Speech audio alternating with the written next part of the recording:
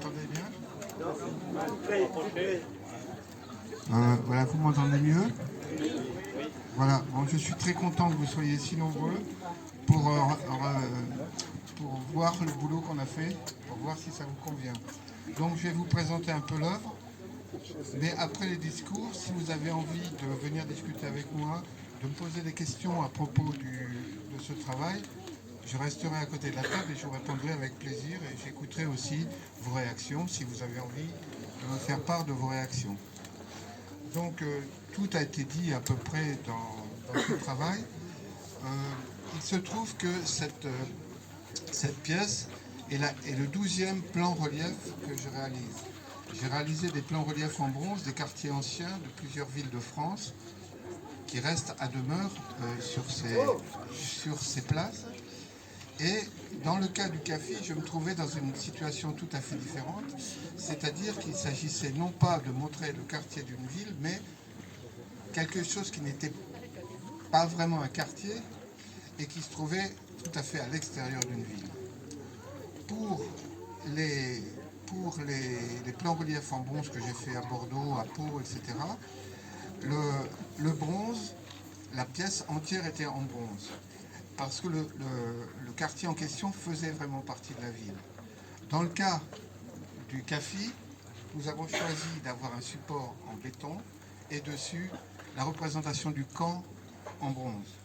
De la même façon que le camp a été implanté, on pourrait dire, au milieu de nulle part et on y a mis des gens dedans, eh bien nous avons mis les statues en bronze dans le béton.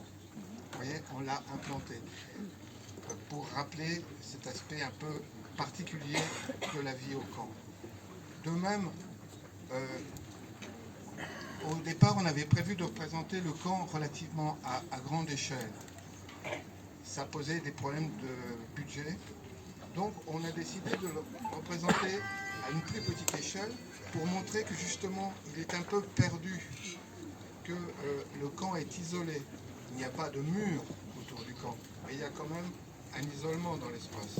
Et c'est pour ça que, vous allez voir, le camp occupe une place assez petite sur la table et on le situe par rapport au lot. Le lot, c'est difficile de parler d'une chose qui est cachée, mais le lot est figuré d'un côté et nous avons aussi l'indication, nous avons aussi l'indication du nord. Pourquoi est-ce qu'il y a l'indication du nord? Parce que ça nous permet aussi de situer la direction du sud-est, de l'est-sud-est, c'est-à-dire la direction du Vietnam.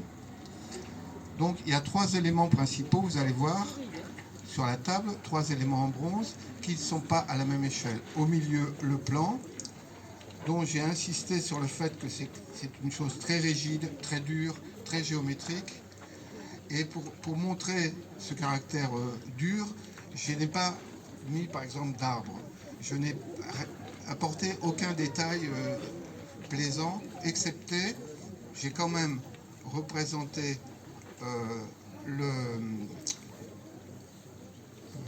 j'ai représenté une petite boutique qui se trouvait par ici, je pense. Vous voyez, un petit commerce de proximité là, qui était là.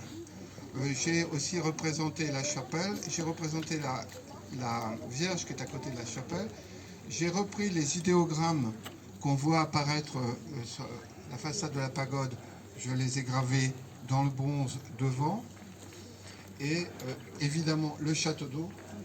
Le château d'eau qui est le seul élément qui permet de reconnaître le camp de loin, un peu comme vous avez un clocher dans un village. Et j'ai représenté à la demande de Nicolas les buts de football qui se trouvaient sur l'esplanade centrale et même un petit toboggan. Voilà. Alors, comme j'avais représenté les bâtiments relativement petits, je voulais agrandir certains éléments pour qu'on voit mieux les bâtiments. Donc vous verrez, il y a 2 bâtiments. Et entre ces bâtiments, eh bien, j'ai placé aussi d'une part les sanitaires et d'autre part des jeunes gens en train de faire de la musique pour montrer qu'il se passait aussi beaucoup de vie entre les bâtiments. Voilà. Et à l'arrière, j'ai figuré les femmes en train de travailler dans les champs, c'est-à-dire au nord. j'ai choisi de les représenter avec leur chapeau chinois, enfin leur chapeau vietnamien, mais sans autre marque distinctive. Ça pourrait appartenir à n'importe quelle époque. C'est pour montrer le caractère universel de cette histoire qui malheureusement s'est reproduite au XXe siècle un peu partout dans le monde et encore aujourd'hui.